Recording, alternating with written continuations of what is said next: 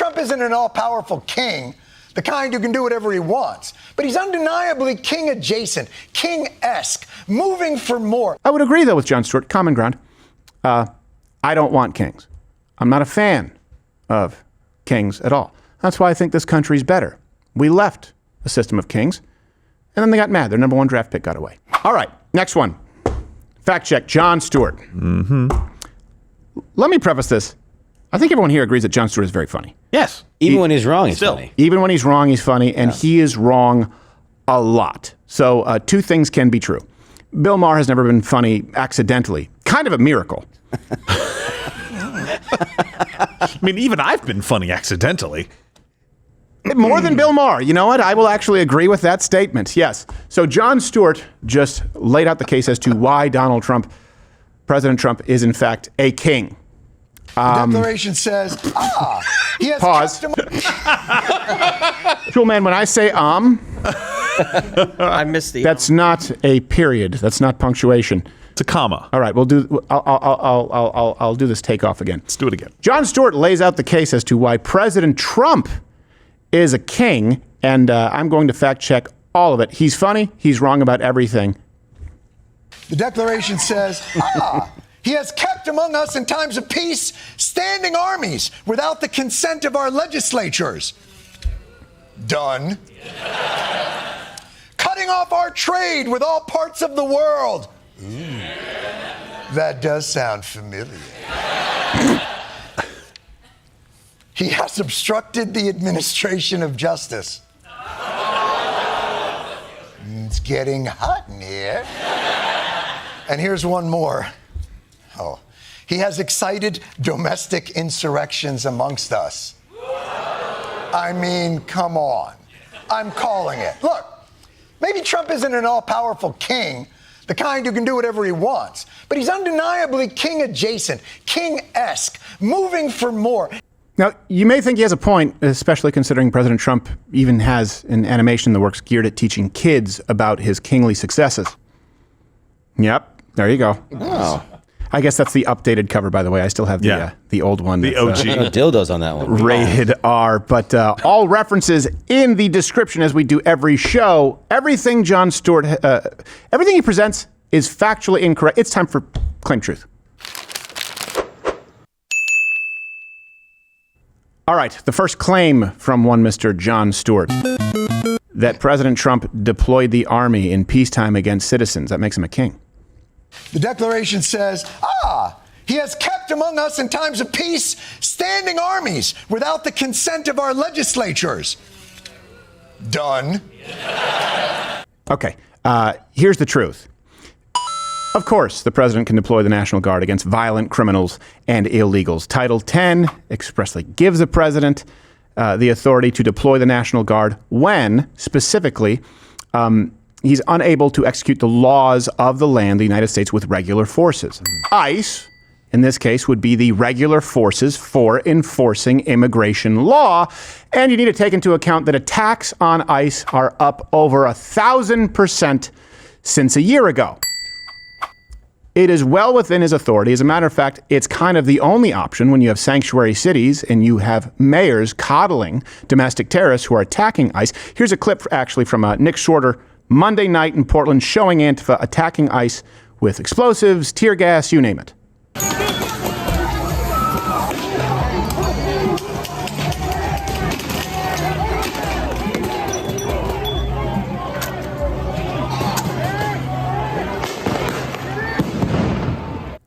It looks like a group who really fears the kingly authority. Yeah. And you made a good point, Josh, where he just has a standing army during peacetime. Yeah, that's a normal thing. I mean, that's what the National Guard is. Yeah. Anytime they're called into anything. Yeah.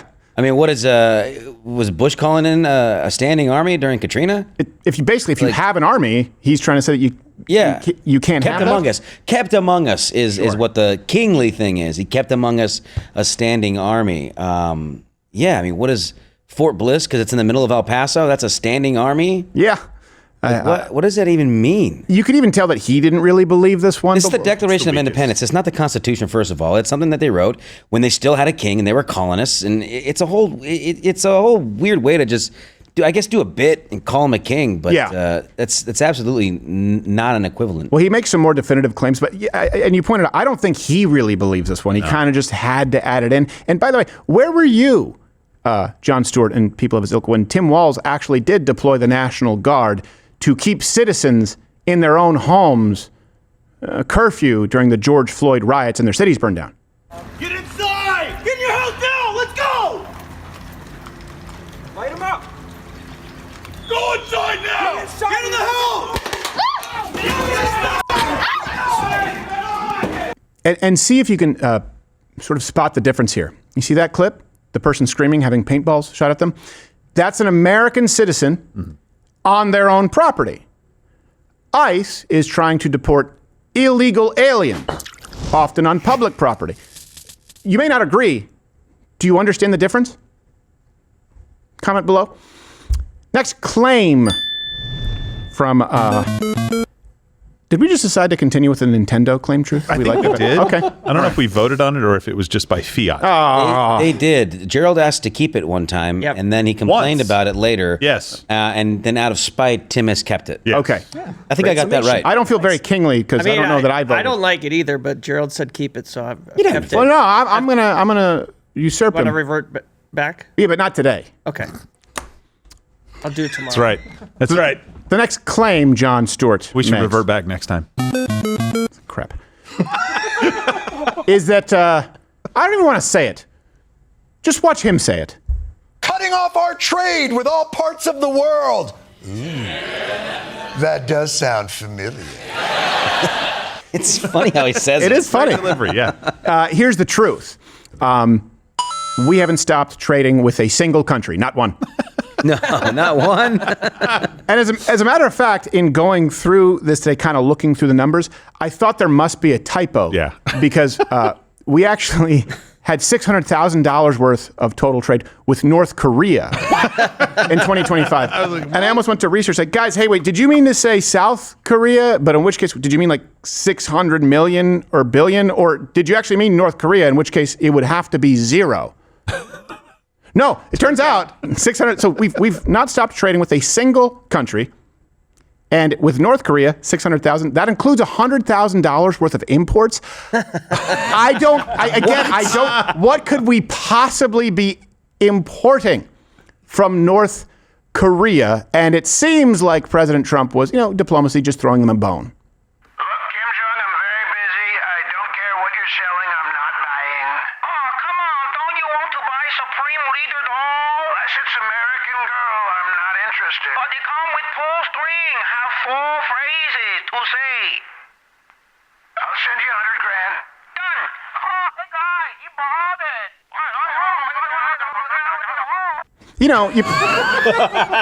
You plant the seed and you hope that maybe they say, "Oh, Americans aren't all bad." Yeah. This is goodwill. Yes. To all men. So we haven't stopped trade with a single country. And you can disagree with the tariffs, just don't misrepresent it. They're being used to rebalance trade, to reshore production. And by the way, it's actually reduced our budget deficit by $41 billion compared to 2024 because we've generated about $195 billion in tariff revenue. Yeah. So it is a net positive right now. It seems to be working. It's not all good. There are some wrinkles that need to be ironed out. And again, wait, where were you, Jon Stewart, and those on the left when former Vice President Biden kept, as a matter of fact, it's one of the only things that he kept from the previous Trump administration. He kept and actually increased President Trump's tariffs on China from his first term. So we just need to apply it equally. And if you disagree with the policy, fine, but disagree with the actual policy. And that's why we make the references available. By the way, the best way to stay in touch, follow me on Rumble, download the app. That's the best. It was being downloaded more than YouTube in the App Store. Making some headway. Follow me there. You get notified when we are live, which of course is weekdays, 11 a.m. Eastern. The next claim. Can we all does he understand the context of the Declaration of Independence? Like, he understands this is not like a working definition of a king, right? Like, I don't know. This is not what historians look back on and go, is it a king or is it not a king? Well, let's look to the Declaration of Independence to see. Well, that's why I said he was doing a not bit. A king. Right. This is all. I know. This is all a bit. It's a comedy show. I get I understand where he's coming from, but yeah, you're right. It's not the Constitution. It's not Yeah. the definition of It's not Encyclopedia Britannica. I will say, I mean, we're all adults here. We can identify the difference between just a joke or a bit, and he is laying out the case. He believes that Donald Trump is a king.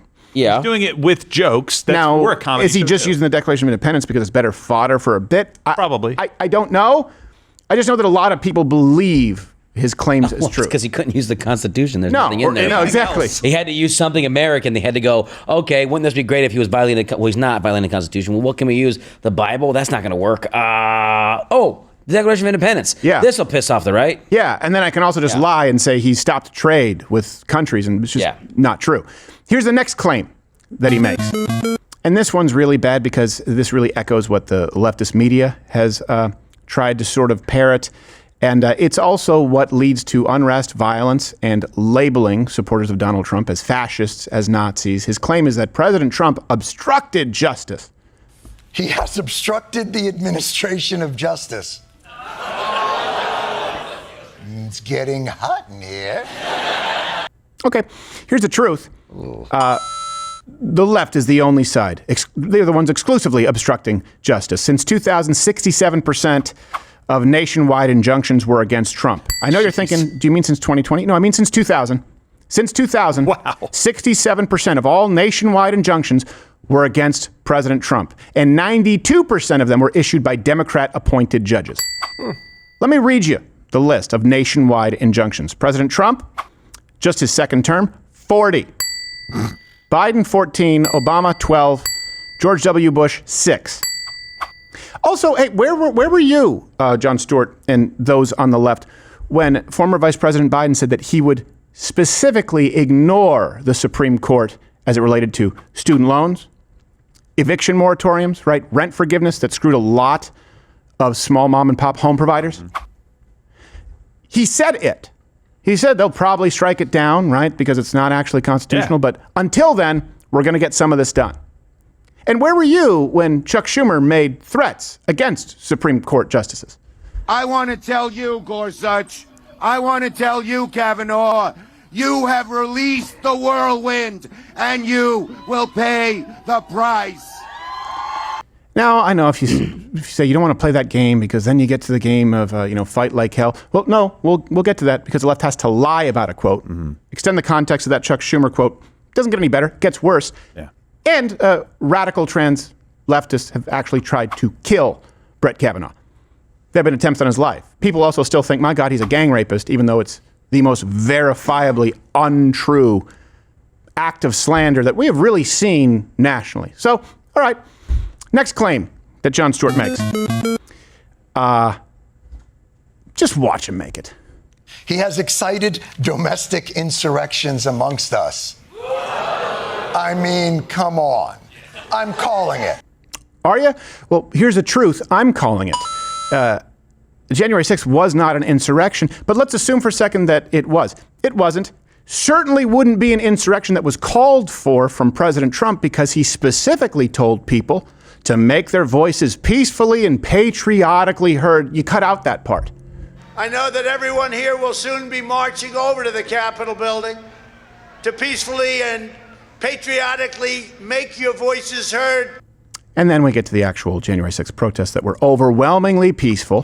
People were arrested, held in jail for over a year, who were let in by the Capitol Police on a walking tour. And by the way, even echoed themselves, we have to remain peaceful. There were 274 plainclothes officers, federal agents, in the crowd. And the only death was Ashley Babbitt, who was a Trump supporter. And if you want to blame anyone as far as the results, well, Pelosi would tell you to blame her. Should we call the Capitol Police? I mean, the National Guard? Why weren't the National Guard there to begin with? They clearly didn't know, and I take responsibility for not having them just prepare for more. Well, you know what? We'll give you that responsibility. Yeah. As far as insurrections, if you want to compare it, what about the inauguration violence after 2017? What about the Pussy Hat Marchers trying to breach the Supreme Court? What about in 2020? Right? This happened not long before January 6th, where you had leftists who literally tried to storm the White House, try to kick down the White House fence and burn down a church across the street. What about the Summer of Love, the George Floyd riots? What about Chaz, where a portion of a city, a major city, was overtaken as an autonomous zone. How about all of those? Not to mention the pro-Hamas, I don't want to say protest, the pro-Hamas terrorism on campus that, by the way, would block Jews from going to their own classes. And not all of them, but certainly more than January 6th. And here's how you know, okay, is it a bit? Sure. Is it applied equally? Not even close. And here actually is a valuable clip. Jon Stewart, I believe it was on the same show, was it? Or was it? It might have been the day before.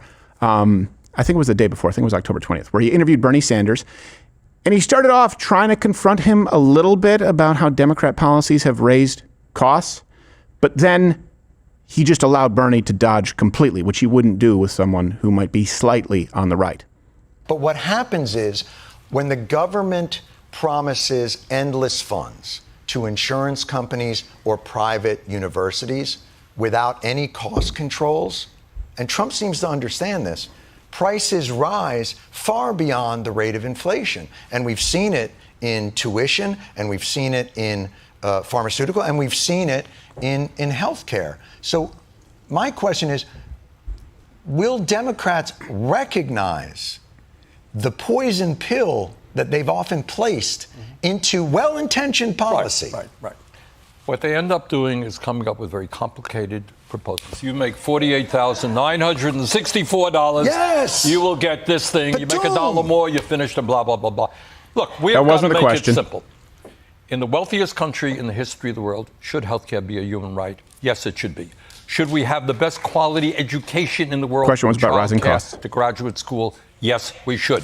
He answered with 2 questions he answered himself? These are. How do you pass? Let's get there. And the question is, all right, these are. I'm writing this down, Sanders. All right. The Republicans, you're getting violent here, you know. You're The Republicans, are you getting violent? All right. It was a yes or no question. So when you see Donald Trump go to, and only in this one area, but go to them and say, you're giving me 10% of your company if we're going to help you out.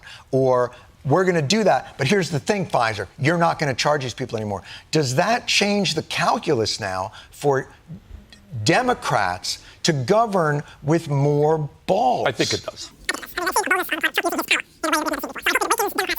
You want Luke Skywalker to look at Darth and go, I could do that. I could just nicer. Yeah, he answered nothing. And go watch the whole clip. Jeez. I wrote this down too. I wrote down 2 things: student loans and healthcare and pharmaceutical costs. Right? That was the premise of the question. Right? These skyrocketing costs. Genuine question: student loans, pharmaceutical costs, and overall healthcare costs. Can you name me any other sectors of the economy that have more government intervention, legislation, and red tape? It's almost like if you go to student loans, the left has put that on their platform, that they, of course, want to forgive student loans, that they want to make college affordable for everyone. It's almost like if you go to healthcare costs, if you go to pharmaceutical costs, that's been the platform of the left, where it needs to be a human right. They have intervened more in these 2 sectors of the economy, maybe big banks, maybe airlines and the auto industry, but certainly tied. So, I know correlation doesn't equal causation. I took humanities in college as well. But when you point to those as the most egregious examples of skyrocketing costs, and you cross-reference it with, this has been the platform and where Democrats have demanded the most amount of legislation, subsidies, intervention, could there be a could there be a cause, an effect at play? I would argue there is, and I've done segments making the case that there is. And I would agree, though, with Jon Stewart, common ground. I don't want kings. I'm not a fan of kings at all. That's why I think this country's better. We left a system of kings, and then they got mad. Their number 1 draft pick got away. I don't like kings. That's why I voted against kings when I voted against the former vice president and the non-primary coronation of Kamala Harris. I voted against a monarchy. I voted against a dynasty for Donald Trump. I voted against kingly type authority When I would say pull that lever, but it's a digital screen right now. I consciously thought I'm voting against COVID lockdown policy and vaccine mandates.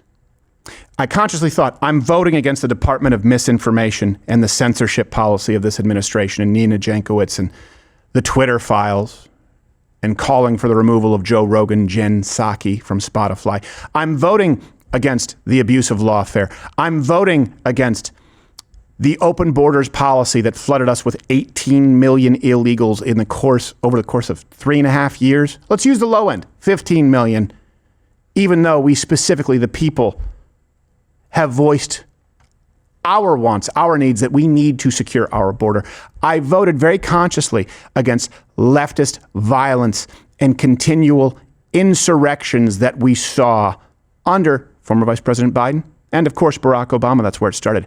I very consciously I voted against tyranny and those who carried it out.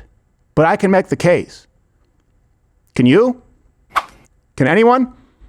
Because this one doesn't hold water.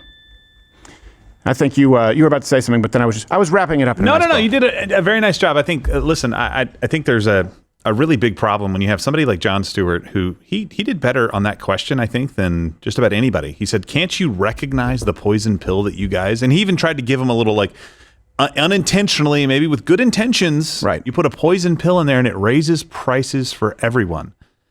And Bernie Sanders either saw that and went, "Oh crap," and had to pivot, or just completely didn't care. He has to know that their policies raise these prices. That's one of the arguments we made against just giving everybody, like, if you want to go to college, everybody should go to college, and we're just going to pay for it. No, we're just going to forgive it later. So it's like, okay, so rising prices, you're going to forgive. I thought you were against big pharma. Everything you do makes them more money.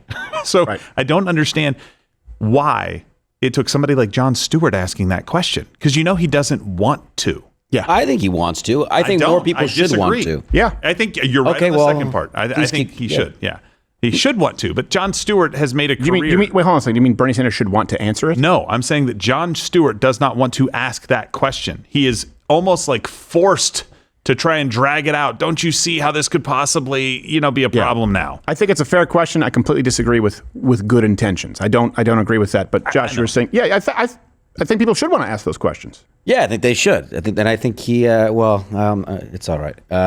It's like, who gives a rat's ass if Gerald disagrees? Disagree with me, Josh. He's a penny pincher. I could. I can't get it out. I can't even get it out without him disagreeing with me. I forget what I'm saying. I'm not very smart. I can't even get it up when I'm looking at him. I do know what love is. There you go. You do know the sweet embrace of woman. I will say this: to believe that these were well-intentioned. All right, let's go to healthcare. Right, Obamacare. That's what people know that. Public option, and then it kind of became this sort of Frankenstein monster that you know now. If you like your plan, you can keep your plan. Do we believe that the entire Democrat Party, including Bernie Sanders, Barack Obama, did not know, they were well-intentioned, that you would not be able to keep your plan? That your premiums would skyrocket more than double? That your deductibles would go up if they required health insurance companies to cover pre-existing conditions, if they fined you, if you had chosen not to purchase health care? Did they not know? So you would have to believe then, if you believe it's well-intentioned, you would have to believe that everyone on the left is an idiot. Did they not know that the government coming in and subsidizing higher education in the form of grants, scholarships, did they not know that it would render college unaffordable because you have a perverse incentive for universities to raise prices? Did they not know that? Did they not look to any other examples of subsidizing our economy, the housing market crash, what we did with the bank bailouts? And then you would have to say, okay, if they didn't know, if they're really, really stupid and they were well-intentioned and we just happen to have astronomical costs for universities, if we just happen to have astronomical healthcare and pharmaceutical costs, this was just, they couldn't know, then you still have to believe that they were evil enough, meaning the left, to not listen to anyone on the right, yours truly included, saying that that is exactly what was going to happen. They didn't know? Okay, Thomas Sowell did. Rush Limbaugh did. Many economists did, and warned them. So even if they had good intentions and they were stupid, they still refused to listen to half of the country, like during COVID. And so that's just as evil, in my opinion. Yeah. And I've seen people ask questions before that they want answers to. You've done it. I've done it. Josh has done it. Everybody's done it in this room. That was not a question that you want an answer to when the answer you get is ridiculous and you don't follow up once. Right. You don't come back to it once. You don't act like, yes, I understand that and I hate Republicans too, but don't you see how this is hurting our cause? Not even that. Right. Not even that. He didn't want an answer to that question. It wasn't real to him. He asked it. He moved on.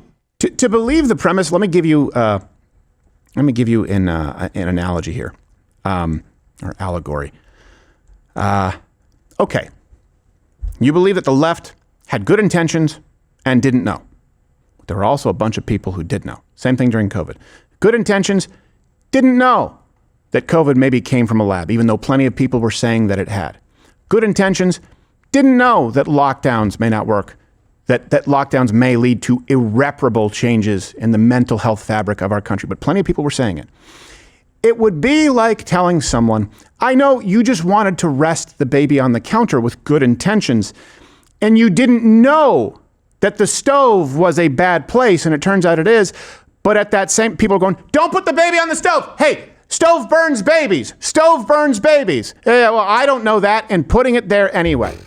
You would have had to make all those missteps. So not knowing does not absolve you of the crime if people were saying, I'm telling you, this is what's going to happen, and you dismiss them. And in some cases, deplatform them.